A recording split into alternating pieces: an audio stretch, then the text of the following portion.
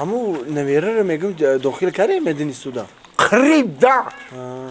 سلام بابا جان. و علیکم برسلام نغز دختر ما ایشه رحمت شما چخیر؟ رحمت بچه رحمت هر کس در دلش یه عرضه حواس داره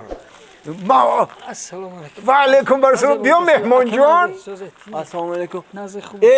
مهمان جان خانه کی رو کافته این بابی جان این دلشاد جانی خمونه کو بچه همسویا همه دلشادی خودمونن دلشادی خمونه من نشناختم با خدا نشناختیم بای مسی وای میشی نه که رحمت امو کم بغلیم سوزه که امو کم بغلیم سوزه من روم همسایه روم زنک رفته سر روم چو کرده بچه چو چی کرد گفت تینجیه ایرو بسیاری زدگیان بسیاری چو در دری همسایگی قبل میزنی باید ها گاو نمیزنی آخه نه همسایه